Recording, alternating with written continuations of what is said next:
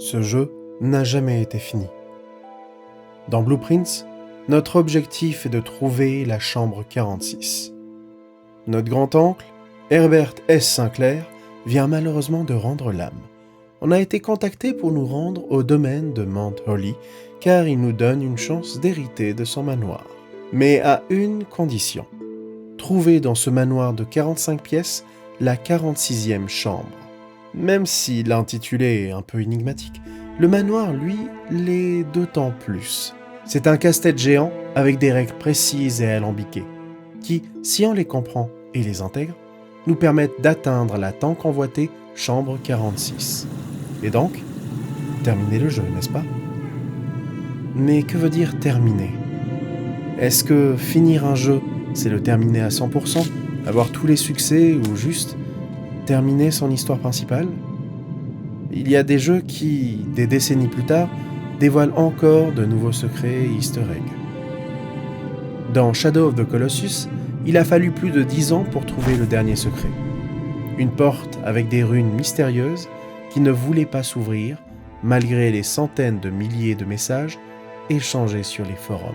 Et pour cause, Shadow of the Colossus a toujours été un vivier de secrets et de mystères, appelant les âmes les plus aventureuses à venir les résoudre. Ce jeu a une campagne promotionnelle unique pour l'époque. Un faux site internet archéologique annonçant la découverte de Colosse et créant par là une branche fictive de cette science, la géantologie. Alors qui fut surpris quand les fans du jeu passèrent des années à chercher à ouvrir une porte? Et le plus dingue, c'est qu'après 11 ans, ils ont réussi à l'ouvrir. Mais malgré tout, on peut dire que ce jeu-là était comme terminé, puisque trouver cet easter egg ou secret n'a rien changé à l'expérience que les développeurs ont voulu apporter aux joueurs. Mais le jeu dont on va parler aujourd'hui, Alan, cache encore le secret de la fin de son histoire principale. Je suis Red, ton investigateur architecte. Bienvenue dans Enquête d'horreur cosmique.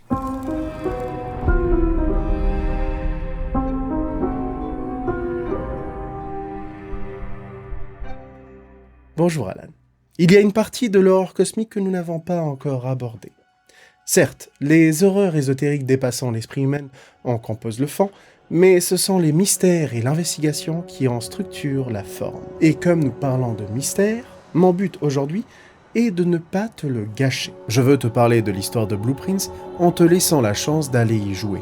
Chaque chapitre ira de plus en plus en profondeur dans l'histoire cachée du jeu, et le déroulé est fait pour laisser des portes de sortie une fois que j'aurai assez piqué ta curiosité. Donc, n'hésite pas à mettre sur pause la vidéo, aller jouer à Blueprints et revenir juste après. Alors, sans plus attendre, parlons de Herbert S. Sinclair, ou plus communément appelé « Moi si je deviens beaucoup trop riche et dois transmettre mon héritage à mes neveux ». Utiliser toute mon ingéniosité et beaucoup d'argent pour créer des centaines d'énigmes et de mystères à résoudre dans un chemin tortueux pour arriver à un objectif arbitraire. Et dans ce cas précis, c'est trouver la chambre 46. Quand on rentre dans ce manoir pour la première fois, on est accueilli par une lettre d'Herbert, qui nous explique quelques règles du jeu. On ne peut pas rester la nuit, aucun objet ou outil ne peut être amené de l'extérieur, et aucun ne peut être emmené en dehors du domaine. Aussi, les pièces que nous allons trouver aujourd'hui ne sont pas celles de demain. Qu'est-ce que ça veut bien vouloir dire? Quoi qu'il en soit, on apprend une autre règle sur un papier posé non loin. À chaque entrée dans une pièce, on perd un pas, et apparemment, on a une base de 50. Si on atteint 0 pas, on finit la journée instantanément, ce qui nous fait perdre toute progression réalisée aujourd'hui dans ce manoir. Maintenant, la particularité de ce manoir. Quand on ouvre une porte dans Blueprints, on a le choix entre 3 pièces aléatoires piochées parmi une liste de blueprints, de plans. Et c'est en jouant avec toutes ces règles que notre grand-oncle Sinclair veut qu'on découvre la chambre 46, ou plus exactement, atteindre ce qui semble être l'antichambre.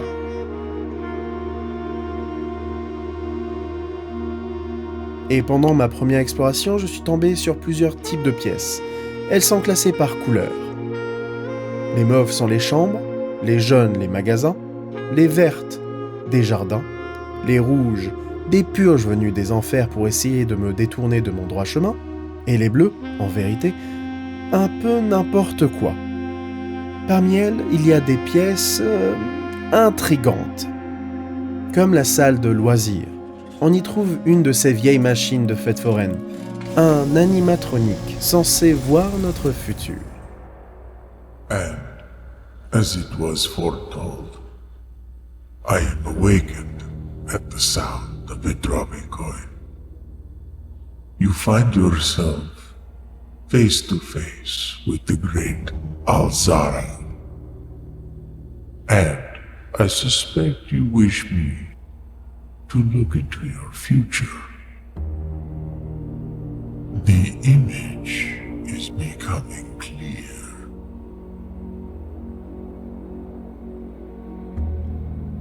I see a boy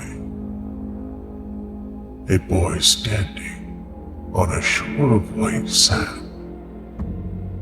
He is looking for something he was told he would not find.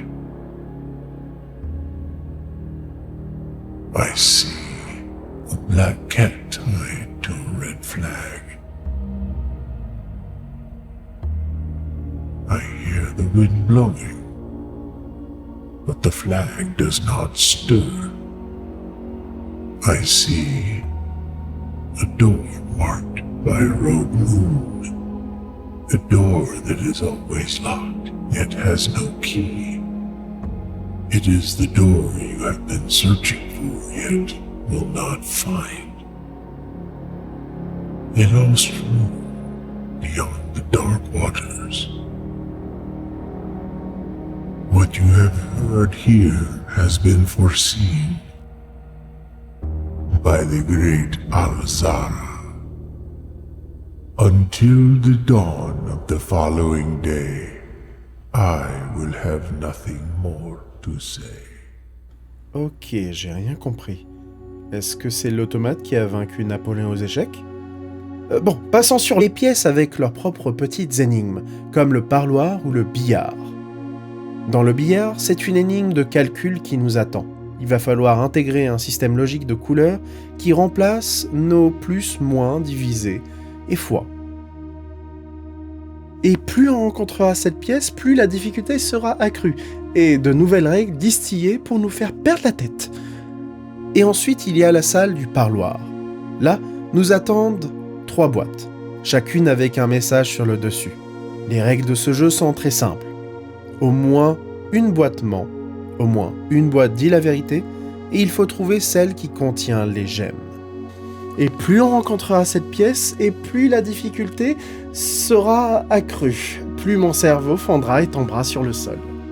Et comparé à la salle de billard, où l'erreur n'est pas punitive, ouvrir la mauvaise boîte veut dire moins de ressources pour la suite de notre exploration. Et on a besoin de toutes les ressources pour tenter d'arriver à l'antichambre. Après quelques explorations, essais et mystères irrésolus, on atteint enfin notre objectif. C'est bloqué. D'accord. C'est donc le moment de retourner explorer. Tiens, j'avais trouvé ce levier cassé et ça me rappelle une pièce du manoir qui avait un mécanisme brisé. Peut-être qu'avec un peu de colle... Ok, c'est bien ce que je pensais. Il va falloir que je trouve au minimum 2 leviers, celui du nord et un autre, pour espérer ensuite me frayer un chemin vers l'antichambre et après entrer dans la supposée chambre 46. Et c'est cette même logique qu'il faut utiliser sur le reste du manoir. Une pièce peut interagir sur une autre. Un objet trouvé dans une salle peut débloquer une énigme dans une autre. Avec cette logique, j'ai pu faire une découverte assez intéressante dans la pièce contenant le disjoncteur, et en remettant le courant dans le garage. Le manoir lui-même est une énigme. Une fois le garage ouvert, il nous donne accès à un jardin, mais surtout à une cabane. Elle agit selon les mêmes règles que le manoir. Tous les jours, on peut choisir des pièces distinctes, qui ne se trouvent qu'ici, et qui ont l'air de bien nous aider pour avancer plus simplement dans le manoir. Comme le root cellar, qui contient une réserve alimentaire, un vieil arbre généalogique et surtout la possibilité d'engendrer des mottes de terre dans le manoir. Grâce à ça, on aura plus de chances de déterrer des clés, gemmes et même des radis. Et en partant, ça nous mène aussi à un portail. Oh non, un portail extérieur. Depuis le début, à chaque fois que j'entrais dans le manoir, j'aurais pu juste tourner les talons et explorer le domaine entier. J'ai pu retrouver la tente où je dors chaque nuit, le verger de pommiers qui me permet d'avoir plus de pas chaque jour, mais surtout, une réalisation troublante. C'est bien pire que ce qu'on pensait. Le domaine complet, lui-même, est une énigme. Ne nous éparpillons pas. La chambre 46 est l'antichambre. Je n'ai pas encore réussi à trouver le levier du Nord, mais j'ai trouvé une salle qui est permanente, la fondation, qui a un ascenseur au début inaccessible. Mais en utilisant la logique du manoir, j'ai réussi à le débloquer. Et une fois en bas, une porte fermée. Il y a une règle implicite dans le jeu. On trouvera la solution de l'énigme à un moment, en explorant plus. Au fur et à mesure de ces explorations, et des jours qui passent, on trouve des bouts de notes ou d'histoires de la vie du manoir et de ses occupants avant notre arrivée. Comme cette page de journal, annonçant le décès d'une fameuse Clara Epson. Je ne sais pas pour toi, Alan, mais on va ajouter ce nom au tableau. Après plusieurs essais, on arrive enfin à ouvrir une porte de l'antichambre et à y pénétrer nous-mêmes. Ce qui nous donne accès à un piédestal nous donnant un petit message. Souvent, pour continuer en haut, il faut aller en bas. Il n'y avait pas réellement besoin de ce message pour qu'on comprenne, vu la forme et la tête de la clé. En route vers la porte en dessous de la fondation et la porte qui nous mène au levier nord. Ah, d'accord. Ça ouvre vers une nouvelle zone. Un étang souterrain énorme.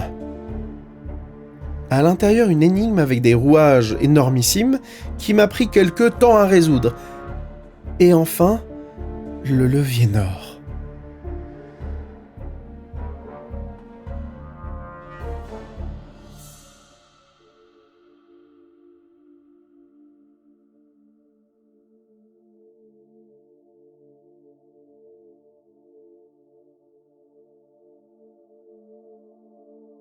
Est-ce qu'on ignore qu'il y a 8 portes qui entourent ce levier ? On les rajoute aussi au tableau. On y reviendra plus tard. Mais je n'ai plus assez de pas pour retourner à l'antichambre. Satané puzzle. Plus qu'à attendre une nouvelle journée où on arrive à trouver un levier pour ouvrir l'antichambre, trouver un chemin pour atteindre l'antichambre, récupérer la clé du souterrain, aller tirer le levier nord, remonter jusqu'à l'antichambre et espérer ne pas tomber à court de pas pour enfin apercevoir la chambre 46. Et à l'intérieur, il y a... On y reviendra plus tard. Il y a une vérité qu'on a découvert quand on essayait de l'atteindre. La chambre 46 n'est peut-être pas le réel objectif.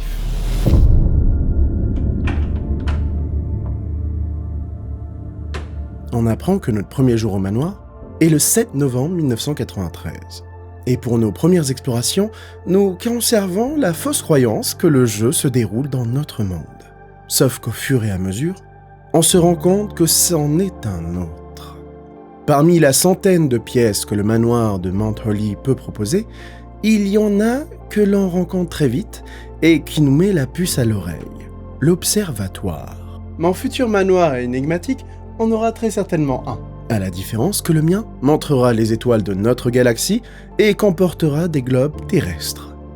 Et si je parle de ça, Alan, c'est parce que le monde complet de Blueprints est une énigme. On voit le début de cette énigme dans la chambre 46. Sur un papier qui aurait été anodin si nous n'avions pas, avant cela, vu les 8 portes. Chaque ligne est une clé pour ouvrir un sanctuaire. Et chaque symbole sur le sol représente un pays de ce monde. Herbert S. Sinclair les a parcourus. 8 pays en 8 mois. La suite de nos aventures.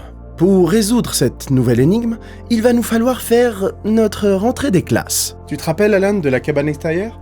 On y trouve, parmi les pièces, la vieille école qu'Herbert S. Sinclair utilisait gamin. Et grâce à elle, le manoir se voit agrémenté de nouvelles pièces pour la journée.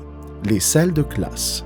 La nature changeant du manoir fait qu'avoir les 8 salles de classe le même jour est un défi. Elles apparaissent toujours dans le même ordre, de la première à la 8e année. Les premières années sont l'équivalent du primaire. On apprend les bases des couleurs, mathématiques et chimie.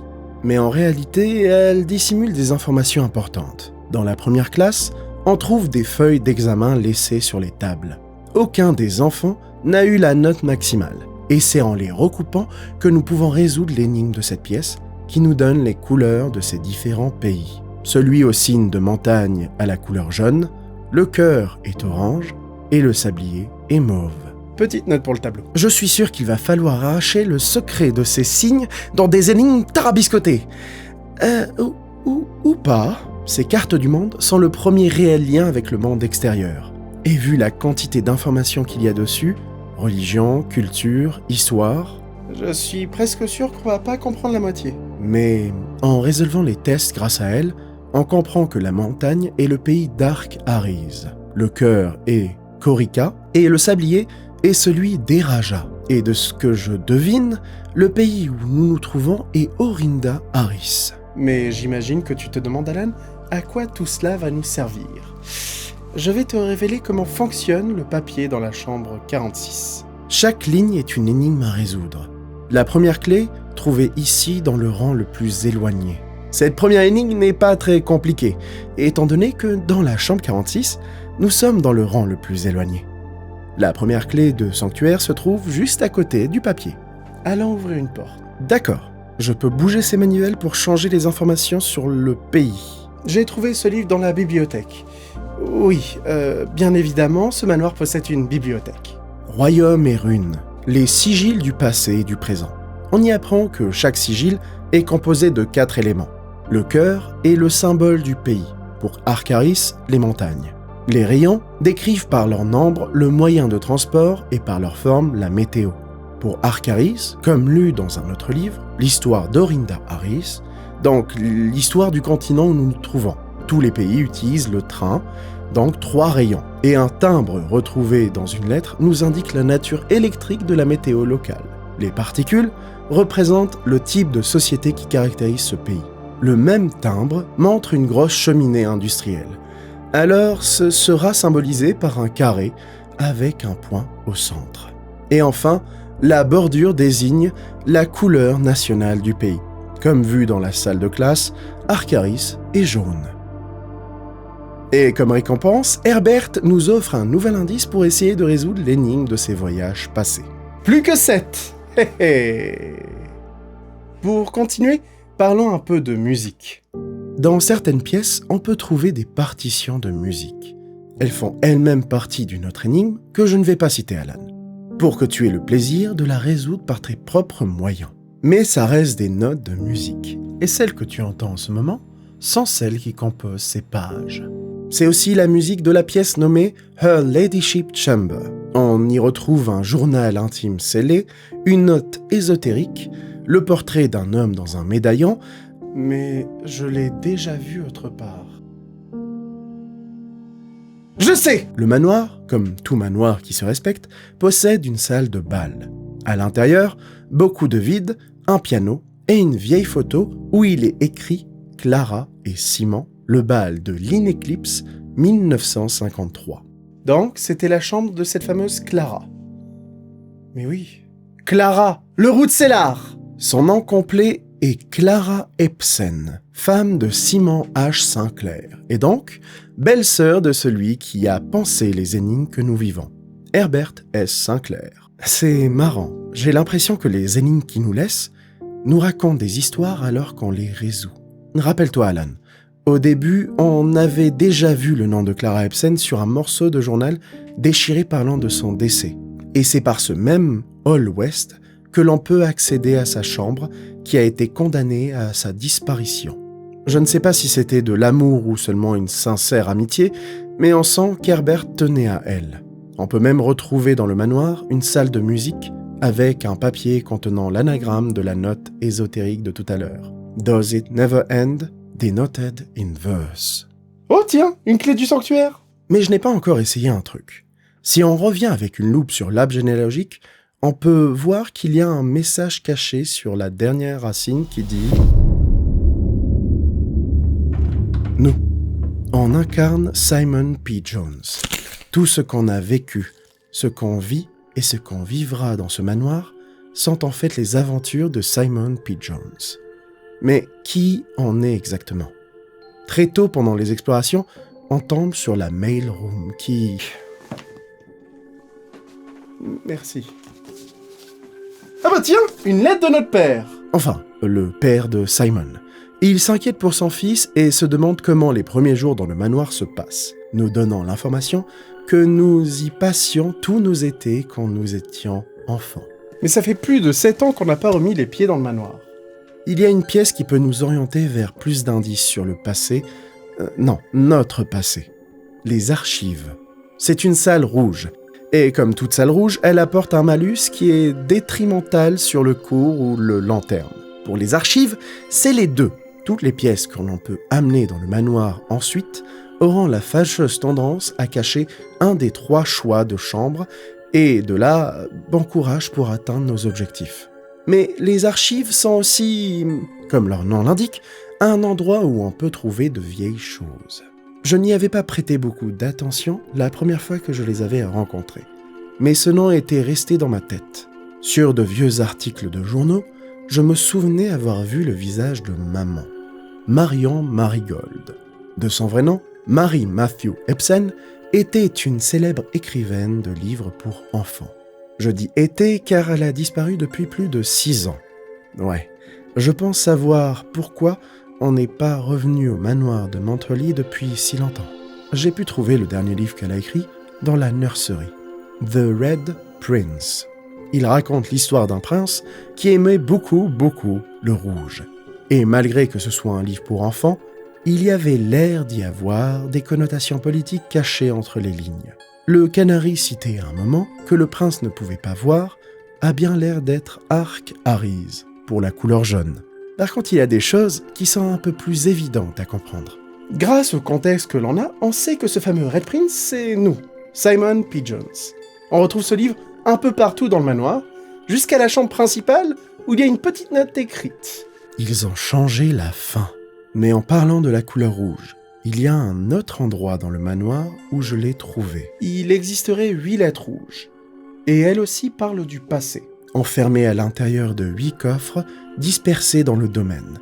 Et j'ai eu du mal à trouver les codes pour les ouvrir, jusqu'à tomber sur une énigme démoniaque. Dans chaque pièce du manoir, on peut trouver 2 illustrations. Elles pourraient passer comme des tableaux anodins. Mais rappelle-toi, Alan, à quel jeu nous jouons. C'est en trouvant l'étude d'Herbert que le début de la folie a commencé. Sur le tableau noir, il y a une grille qui représente le manoir de Montreuil. Et c'est après avoir eu cette information que je me suis rendu compte que les pièces changent chaque jour, mais pas les illustrations à l'intérieur. Et si je ne l'avais pas encore compris, la 5e année des salles de classe me donne la clé de voûte pour comprendre ce mystère machiavélique. Dans chaque carré du plan de ce manoir, il va falloir observer les 2 tableaux, trouver le mot exact qui les décrit et en sortir la seule lettre qui ne partage pas. Par exemple, dans l'entrée, on peut voir 2 tableaux.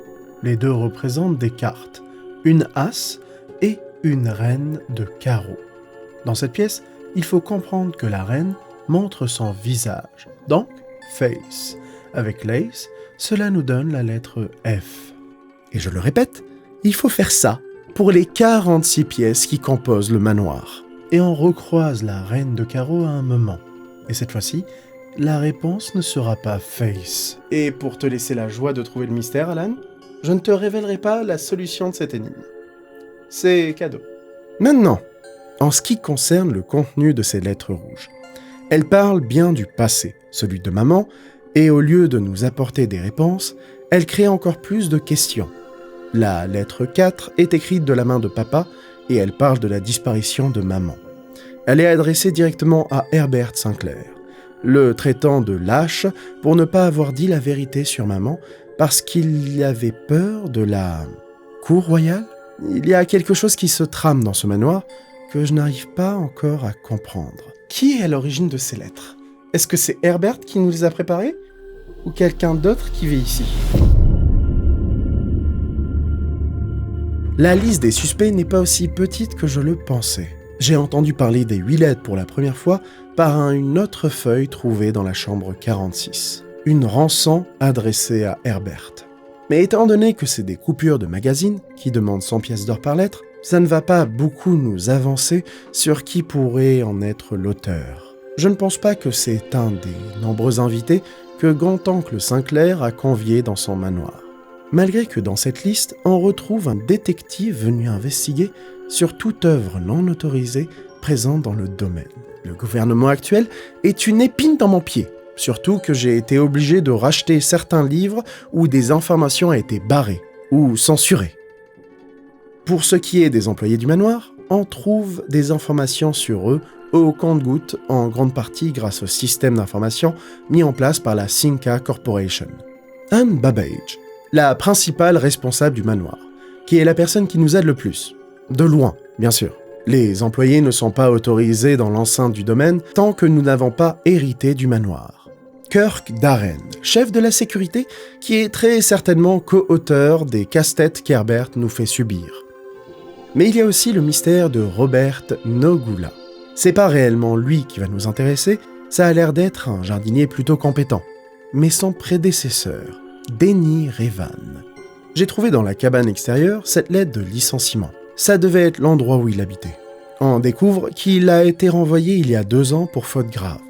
Et on trouve aussi ce papier qui veut dire pas grand-chose. Oh si, Alan, on sait que ce petit truc-là est une opération. 45 x 2, divisé par 9, moins 2, ça donne 8. Encore 8. On apprend aussi qu'il était en charge de l'entretien des salles vertes. Plus qu'à fouiller toutes les salles vertes qu'on trouve dans le manoir. Dans la greenhouse que nous avons déjà visitée pour ouvrir l'antichambre, il y avait ce mur suspect. Même plus que suspect. En combinant certains objets dans l'atelier, on peut obtenir un super marteau électrique. Et sa fonction première est de casser des trucs dans les murs. Ah! Une cache secrète et une porte en plus pour explorer le manoir plus tard. Et on trouve le coupable. Créateur des enveloppes rouges et maître chanteur d'Herbert S. Sinclair. Sur son journal personnel, on apprend plusieurs choses sur notre corbeau en herbe. Il a réussi à créer des gemmes à partir de fleurs. Mais alors qu'il pensait pouvoir faire publier le résultat de ses recherches, Sinclair le lui a prohibé, voulant ses ressources uniquement pour le manoir. Ça a créé en Revan une haine qui l'a poussé à chercher à pénétrer dans la chambre 46 pour retrouver son contrat d'exclusivité. En plus des lettres, Denny avait monté une affaire d'alcool illégal. Et je pense savoir où trouver ça. Vu les indices qu'il nous a donnés, son opération a été scellée. Mais on va rapidement la réouvrir grâce à un peu de dynamite. Je m'attendais à trouver une autre lettre rouge. Il faisait vraiment que de l'alcool ici. J'ai trouvé d'autres passages de Denny Revan dans le manoir. Mais un m'intrigue plus que les autres. En faisant fondre la glace de la chambre froide, j'ai trouvé de vieux serveurs d'ordinateur, mais surtout une note de Denny, parlant d'une grotte sur l'allée Est. Il mentionne aussi le nom d'un certain Randolph, un autre employé d'Herbert. Randolph Moore travaille pour Cinca, une entreprise scientifique appartenant au Sinclair. J'ai pu croiser son laboratoire qui m'a permis de faire des expérimentations. En choisissant une condition, à chaque fois que je mange une pomme, et en effet, gagner une clé pour chaque 2 couloirs que vous avez mis dans le manoir. Ça m'a permis d'avancer plus facilement et plus longuement dans le domaine. Mais il y avait une autre énigme dans ce manoir que je n'avais pas encore réussi à percer. Maintenant que je suis revenu dessus et que je maîtrise mieux les mécaniques qu'offre le manoir, j'ai pu activer la curieuse machine que je te laisse découvrir, Alan. Les 2 mystères étaient bien liés. C'était une grotte avec un microchip. Et il doit manquer 2 autres pour ouvrir une porte scellée. On n'est pas dans Shadow of the Colossus, hein. Il y a aussi un ordinateur nommé Blackbridge Network Administrator Controls. Sauf qu'en insérant la seule clé d'admin que nous avons, Reva D, ça nous rapporte l'erreur que la clé était désactivée depuis 92, l'année où Denny Revan a été renvoyé. Mais c'est ce nom, Blackbridge, qui me fait tiquer. C'est le nom de l'un des livres qu'on peut trouver dans la bibliothèque. Et je m'en rappelle, car c'est le livre le plus long qu'on peut trouver dans cette bibliothèque. Ça conte l'histoire d'un jeune cueilleur de baies nommé Jesper, qui croise la route d'un carrosse royal.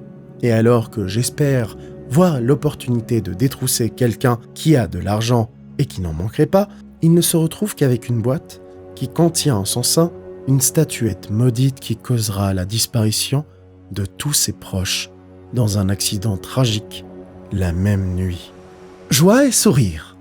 Il est très probable que cette histoire soit réelle, puisque dans la cabane extérieure, on peut trouver une salle nommée le Temple et à l'intérieur une boîte mystérieuse qui ressemble trait pour trait à celle dessinée dans ce même livre. Et il y a un autre livre encore plus intéressant dans cette bibliothèque. Marion Marigold, maman, a écrit plusieurs livres pour nous quand nous étions petits.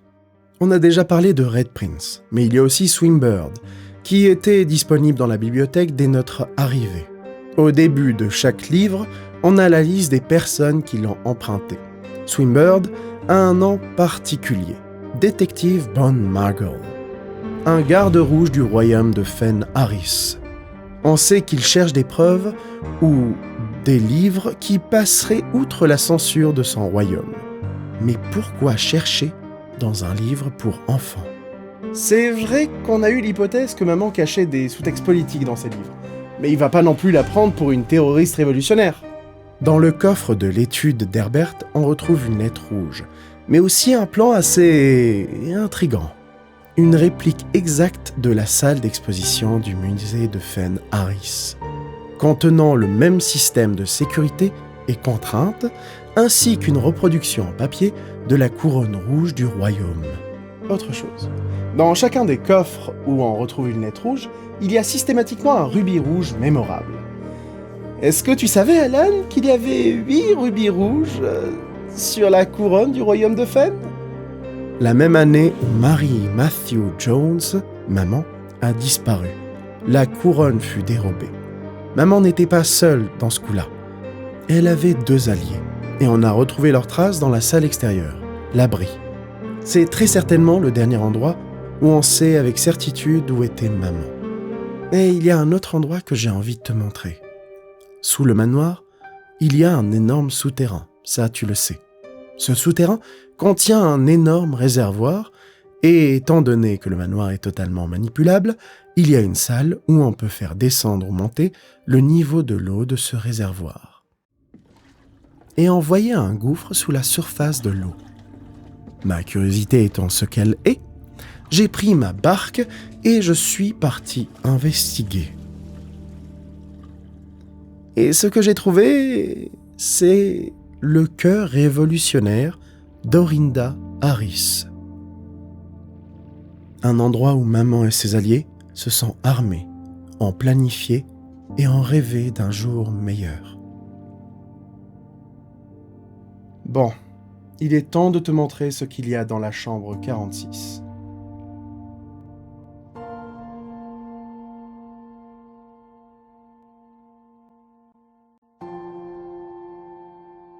There was once a red prince who sat on a red throne. He had a red crown made of rubies and a red castle made of stone. The prince had a love for all things red. It's the only true color, the prince often said. He could not stand the sight of a canary or a crow. He could not stand the white of a swan in the snow. And he never looked up for fear of the view. He had heard that the sky was not a red hue.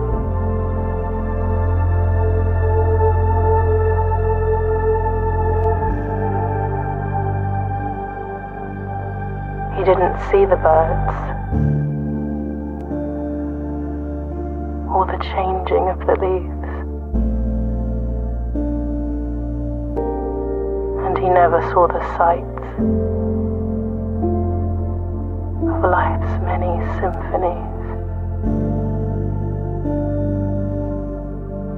He couldn't see beyond the red shade he was aware. He never caught a glimpse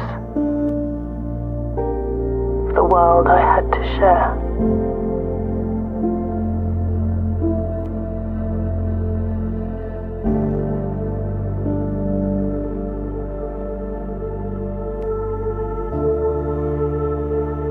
But one day the prince saw something new. And if you look closely, you might see it too. The skies parted and the clouds withdrew.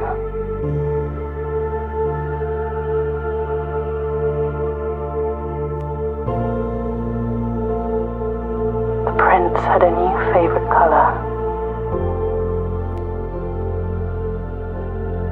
The color blue.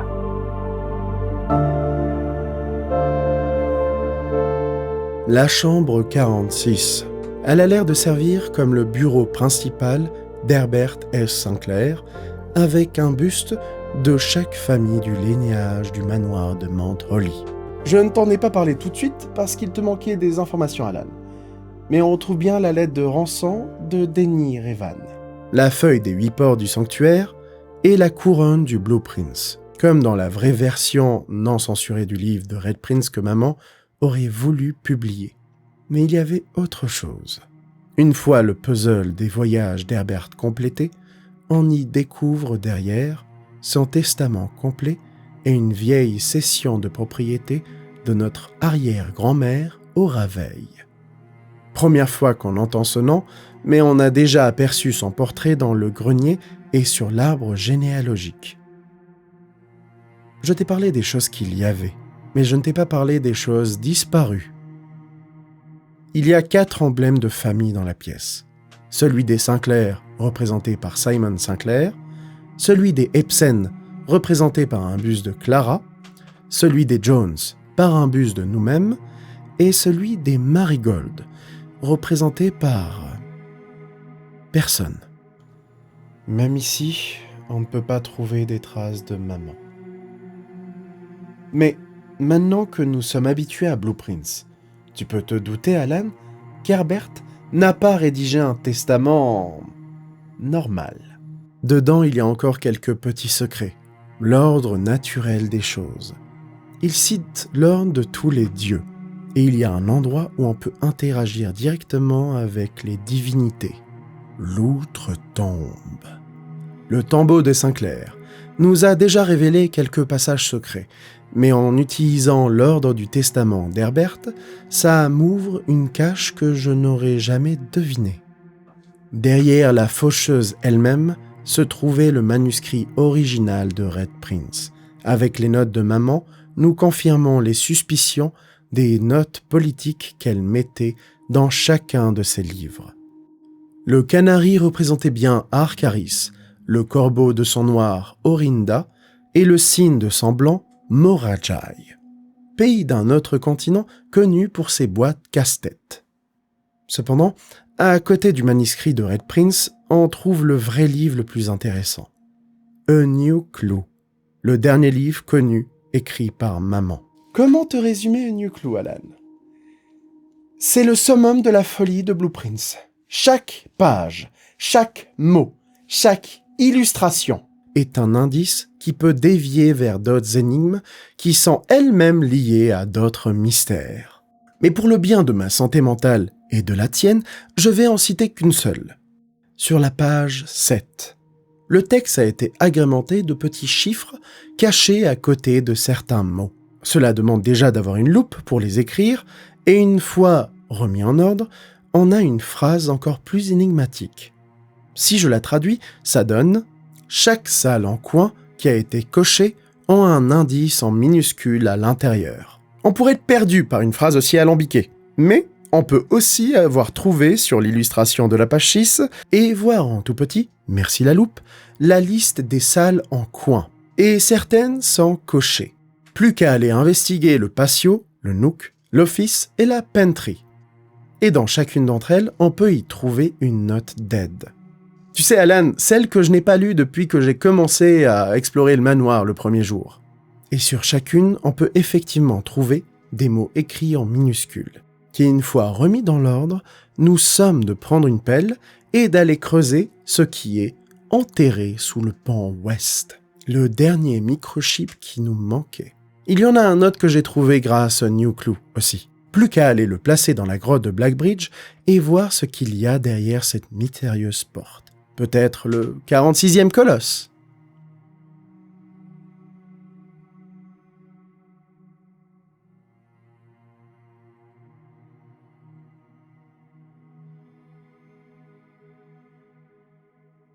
C'est une vieille ruine qui a l'air d'avoir été bâtie avant même le manoir.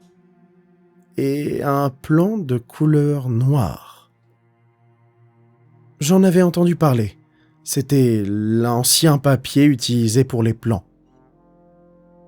Pour couronner le tout, c'est une salle de trône juste devant une vue qui mène au royaume de Fen-Aris.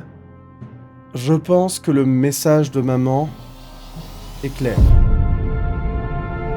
Je n'ai jamais été très bon en géographie. Orinda Harris n'est plus le nom du pays où nous sommes actuellement. Nous sommes en Fen-Aris, dans la 6e ère de ce pays, et cela depuis une centaine d'années. On apprend l'histoire du pays dans une des salles de classe avec de simples diaporamas, et le reste se trouve éparpillé dans le manoir. Il y a plus de 100 ans, une guerre civile a eu lieu qui a destitué le roi d'Orinda Harris au profit du général vainqueur Teskin. Le nouveau royaume de Fen-Aris fut créé. On pourrait se réjouir de la fin d'un ancien régime, sauf que, comme souvent, la haine et le mépris dans le cœur des hommes courant jusqu'à l'action la plus pure. Les avancées de l'ancien royaume, comme les rails de train qui se répandaient de part en part du continent, sont détruits et saccagés par le nouveau roi Teskin, et le noir de la tradition fut transformé en rouge de la martialité et de l'autoritarisme. On sait maintenant pourquoi maman était révolutionnaire. On sait pourquoi et comment elle a volé l'ancienne couronne d'Orinda Harris. Mais il nous reste à déterminer dans quel but. Il y a un autre secret dans le tombeau. La dernière demeure de Clara Ebsen, notre grand-mère. Sur sa tombe, un message qui, à première vue, a l'air codé, mais en réalité est une langue parlée dans le pays du Sud, les Rajas. Heureusement pour nous, on l'a appris pendant notre cursus scolaire. Regarde Alan, j'ai même eu mon diplôme. Mais cette lettre ne nous est pas adressée. Elle est adressée à maman. C'est une demande directe d'une mère à sa fille de fuir le royaume de Fen pour une simple et bonne raison. Un nouveau secret familial découvert. Maman est une descendante non pas des Ebsen, mais des Ye-Hari, membres de l'ancienne famille royale d'Orinda Harris. On va oublier ce secret quelques instants pour ne pas se faire couper la tête tout de suite, et on va se concentrer sur la clé juste à côté de cette lettre. Dans la chambre de la ladyship, où nous avons déjà mis les pieds, se trouve un journal intime. Et cette clé est le moyen de mettre un peu plus notre nez dans les affaires de nos ancêtres. Et il semblerait que ce soit un recueil de la qualité de sommeil de Clara Ebsen dans les différentes chambres du manoir. Mais la dernière page de ce journal est un dessin qui m'a permis de mettre de côté le fait que je viens de trouver des preuves accablantes que Clara Ebsen avait une liaison extra-conjugale avec ce bon vieux Herbert. J'ai trouvé le moyen de mettre des pièces du manoir dans la cabane extérieure et ce dessin m'a donné l'idée de faire apparaître l'antichambre dedans. Une fois les portes de l'antichambre ouvertes, la statuette du temple comporte un message alambiqué.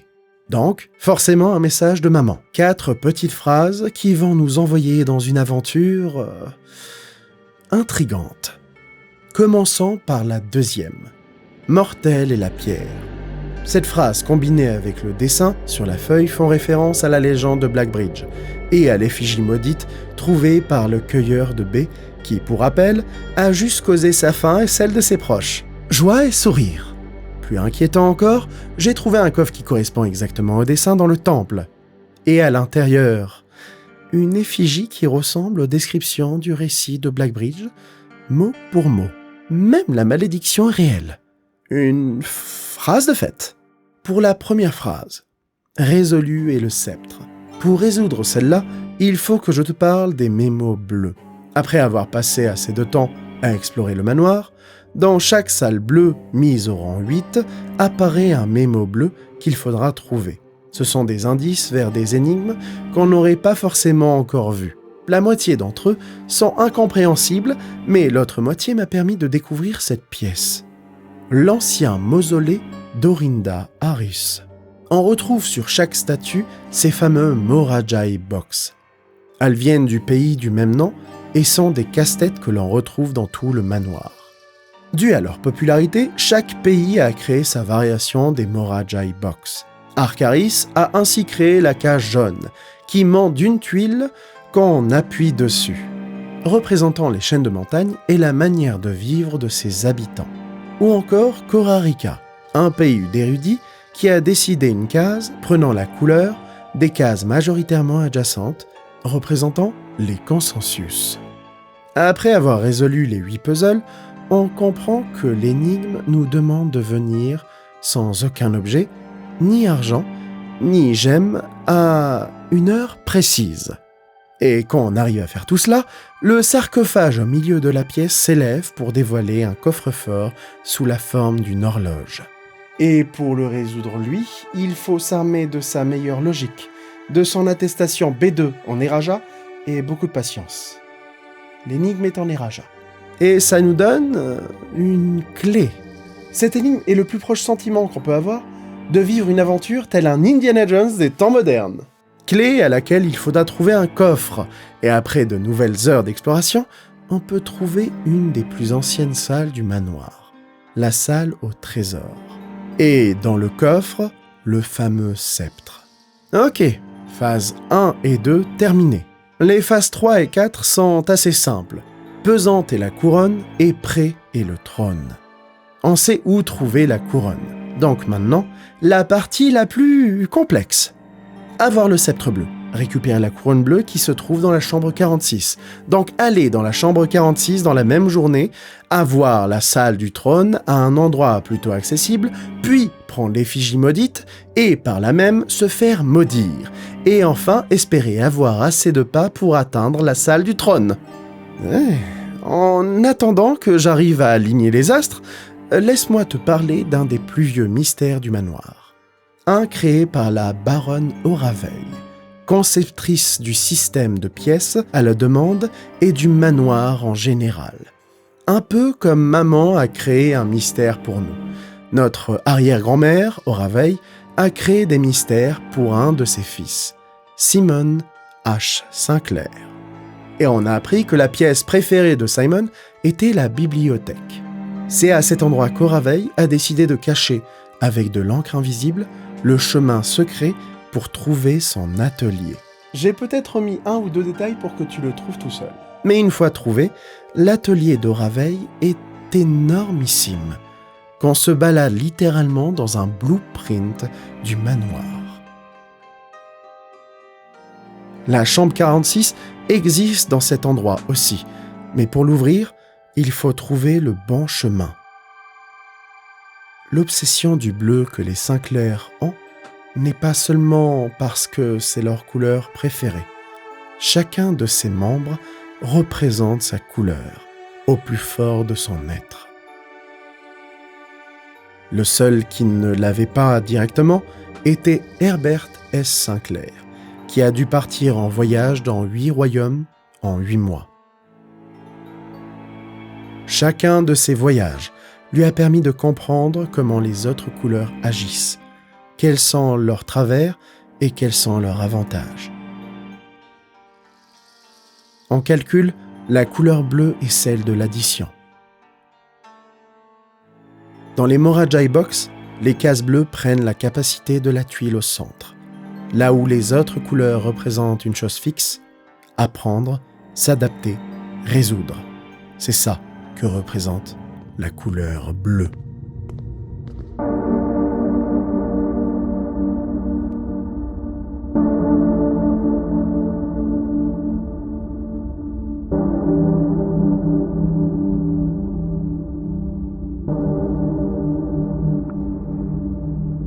Steady is the scepter.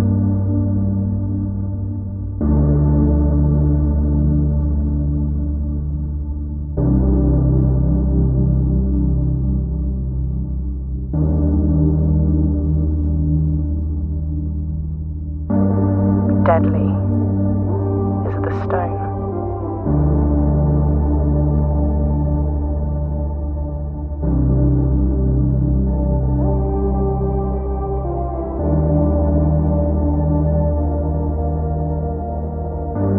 Heavy is the crown.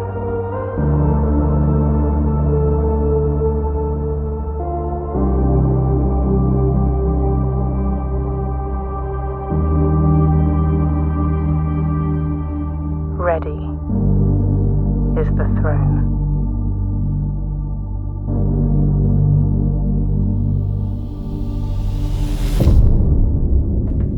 La dernière amélioration que l'on peut débloquer dans le manoir est le satellite.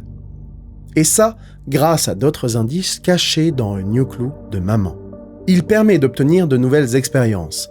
Une d'elles est bien plus intrigante que les autres. On peut enlever des caisses du tunnel sous le manoir. Ça nous avait permis de trouver des indices pour trouver l'atelier. Mais comme toujours dans Blueprints, il y a toujours un autre secret. Si on enlève toutes les caisses, on tombe sur une porte verrouillée. Derrière elle, la porte du souterrain. Attends 2 secondes, Alan, je reviens. Ok, derrière cette porte, il y a une porte magnétique qui demande la keycard pour être ouverte. Ok, pas de souci, je reviens tout de suite.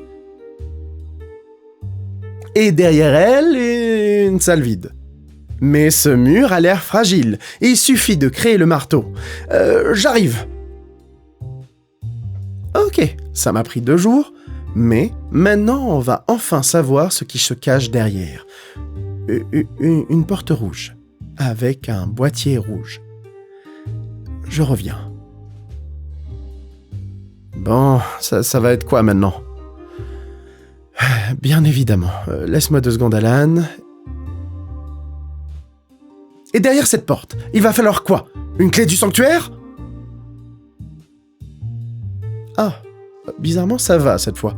C'est juste un aller-retour. Les microchips de Blackbridge. Et cette fois-ci, je suis venu avec tout. Donc derrière celle-là, il y a... Oh, une porte bleue comme celle de l'atelier. Bon, tant mieux. Et nous arrivons enfin devant 3 boîtes. La bleue qui nous dit que l'aventure est terminée, la noire que l'aventure ne l'est pas, et la blanche qui précise que les 2 boîtes disent la vérité. En regardant en arrière, toutes les portes que nous avons ouvertes, tous les secrets que nous avons découverts, il est juste de se dire que nous arrivons à la fin. Mais alors pourquoi mon instinct me crie que quelque chose cloche ?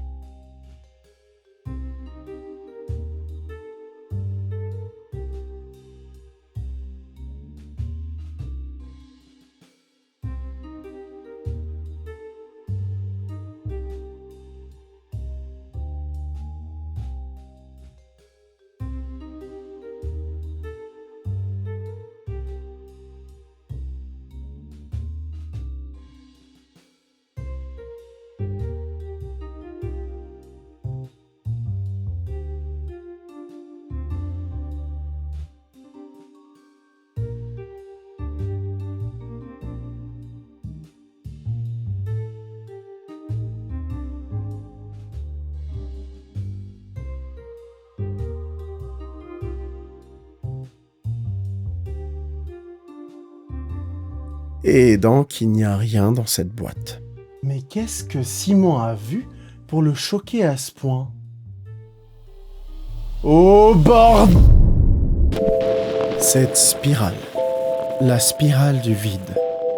J'ai menti en début de vidéo. Je t'ai parlé du dernier secret de Shadow of the Colossus en te disant qu'il n'a été trouvé que 11 ans après. Mais en vérité, la dernière porte qui contenait des secrets ne pouvait pas s'ouvrir dans le jeu de base, pour une bonne raison. Il n'y avait rien derrière la porte.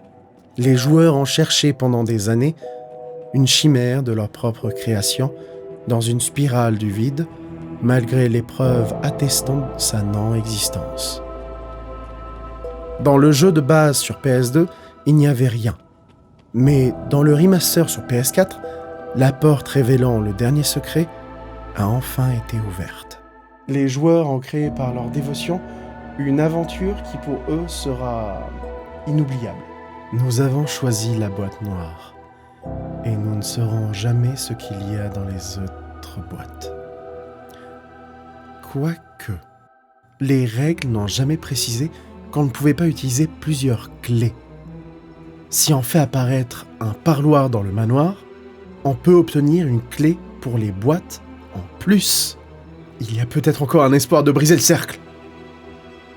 Dans la boîte bleue, il y avait le manuscrit original de Blueprints que maman nous a laissé.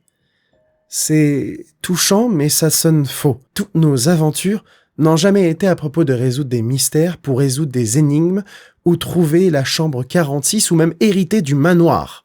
Chaque fois que nous avons trouvé la preuve d'avoir réussi les épreuves d'Herbert, d'Oraveil ou de maman, nous les laissons sur place. Je sais ce que tu penses, Alan. Les objets sont des éléments de gameplay. Ils n'ont pas besoin d'être bougés. Mais rappelle-toi à quel jeu nous jouons. Celui où chaque petit détail a une importance durant toutes nos aventures. Simon P. Jones décide délibérément de laisser chacun de ces objets parce qu'il sait que s'il en prend un seul, son aventure sera terminée. Une autre preuve est l'absence des employés qui devaient revenir au moment où on trouve la chambre 46, ou au pire des cas, au moment où on trouve le testament de Raveil. Simon n'est pas venu au manoir pour hériter. Il est venu retrouver sa mère. Herbert S. Sinclair n'a pas préparé le défi de la chambre 46 juste pour nous faire hériter du manoir de Manterly non plus. Dans une de ses lettres, il nous explique ne pas savoir où est maman. Il nous dit aussi qu'il était sous surveillance par le royaume de Fenris. Il a donc créé tout ça pour nous aider dans notre quête. Mais le souci, c'est qu'aucun joueur de Blueprints n'a pu terminer cette partie-là du jeu. Je pense que la voie à suivre se trouve dans les mémos bleus que maman nous a laissés. C'est elle qui a designé le mystère du trône et donc tous les autres mémos. Et pourquoi nous parler encore une fois des étoiles et de l'inéclipse ? Pourquoi nous diriger vers la légende d'Alzara ? Quel est le nom de ce chat noir ? Et enfin, pourquoi nous pointer du doigt encore une fois la spirale ? Denoted in verse, does it never end ? Est-ce que ça ne se finit jamais ? Où est la dernière lettre rouge ? Mais, comme disait Clara Ebsen, grand-mère, ne va pas où le chemin te conduit. Abandonne le chemin et va où tu veux qu'il mène. Il faut qu'on arrête de penser en énigme et qu'on commence à penser en humain. Il faut aider Simon à retrouver sa mère et pour ça, on a besoin de vous. Je ne sais pas si on peut la retrouver. Je ne sais pas s'il y a un dernier secret. Mais j'ai espoir que si les étoiles s'alignent, nous finirons par le créer.